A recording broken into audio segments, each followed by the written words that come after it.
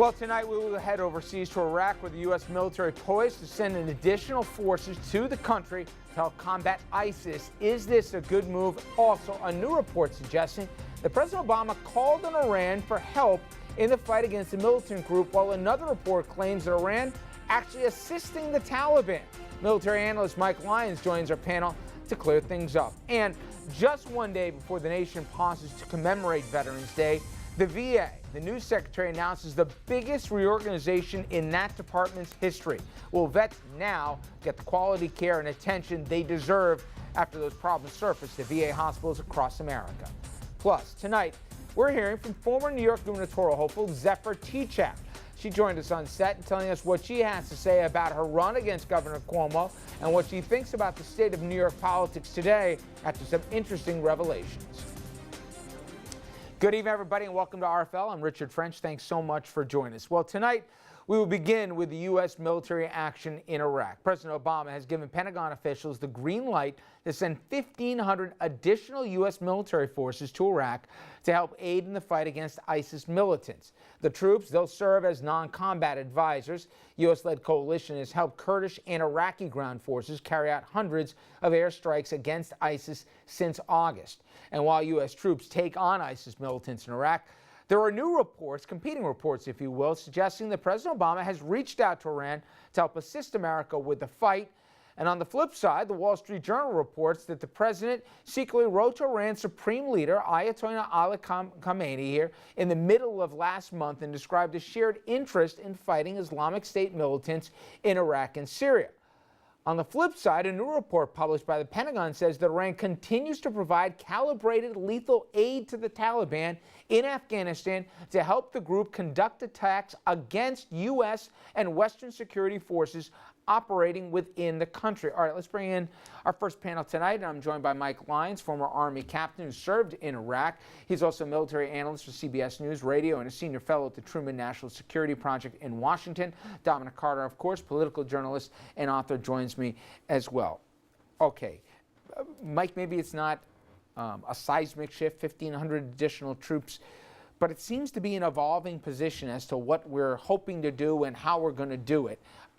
Did the number catch you off guard, and what will these guys' roles be? No, it didn't catch me off guard. It's not mission creep, but it's clearly mission enhancement. And what they're going to do by putting more advisors into the Iraqi security forces, they're going to come down one more level. Right now, the advisors we have are at the division level, which is a higher headquarters, let's say. This is going to allow them to push down those advisors to brigades and even possibly battalions. They're going to put them closer to where the fighting is, give them two things. Number one, more confidence on their weapon systems, but really number two, the capability to call on those airstrikes that we're proving to be very successful right now inside of Iraq.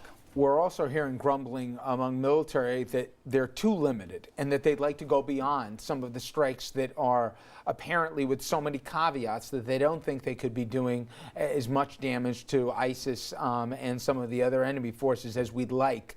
What are you hearing along that regard? Rich, you're seeing the impatience of what we've got to do right now, what the mission is, because there's probably a lot to this. Had we had our own 2,500 troops there, had the 1st Armored Division never left Iraq, we might not even be having this conversation. That ISIS wouldn't even be a threat here at this point. That's really what you're seeing. We've got to let the Iraqi security forces, they've got to have this fight. They have to own it. It's their territory. We've got to get out of this habit of thinking we're going to come in and solve all their problems. Second part is what we saw with Iran, and you have two competing reports. One, that the president reportedly has reached out to the Ayatollah over there and say, hey, listen, we both hate ISIS.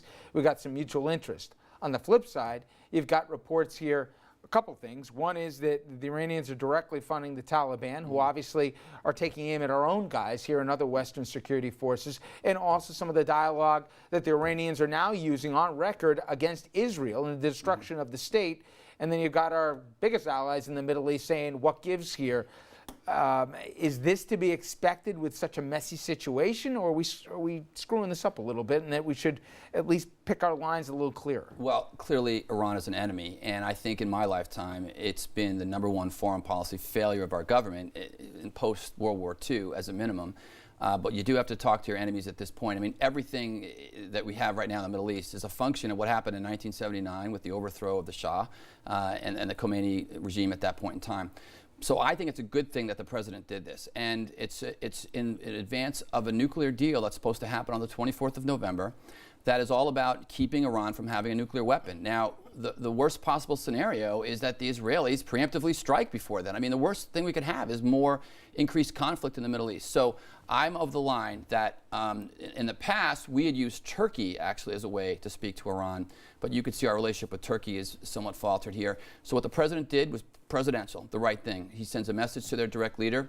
We'll find out what happens. It might lead to nothing, but I think it was the right thing to do. But Richard, you know, I hear the military point of view, but I think what's going on here in America is the red flag is up, because we were told that the government, that the U.S. Military forces are not getting involved again, and yet we're seeing increasingly in a non-military role, an advisement role, that more and more our troops are being sent back over there.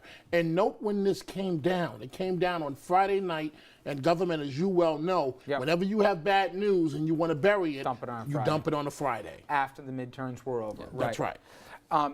But putting it in that political context, it's not a surprise that on the same day that the story breaks with the Wall Street Journal, you have a flip story that says, by the way, they're funding the enemy, the Iranians are, that are going after our troops.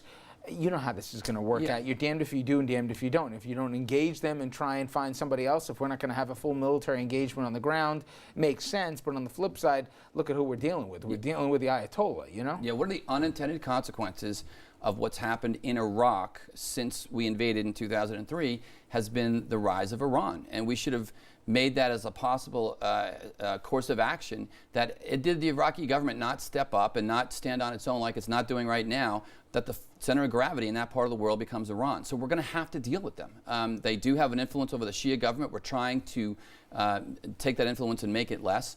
But Iran's concerned, they're not concerned about the Anbar province, necessarily Mosul. They're concerned about Najaf and Karbala and the holy cities that exist in there, much more religious based than what everybody else is concerned about right now. All right, I want to jump to a break. I'm really curious how he comes down here on the Navy SEALs, or Navy SEAL, excuse me, going public here. We're going to take a look here at that and the VA overhaul that was announced today, just one day before Veterans Day. Will the new measures help alleviate the massive problems we're seeing at these hospitals and other veteran facilities across the country? Discuss that and that controversy I mentioned surrounding two former Navy SEALs who say they were the ones who killed bin Laden here. Pentagon not too crazy about that. When we come back, we'll discuss.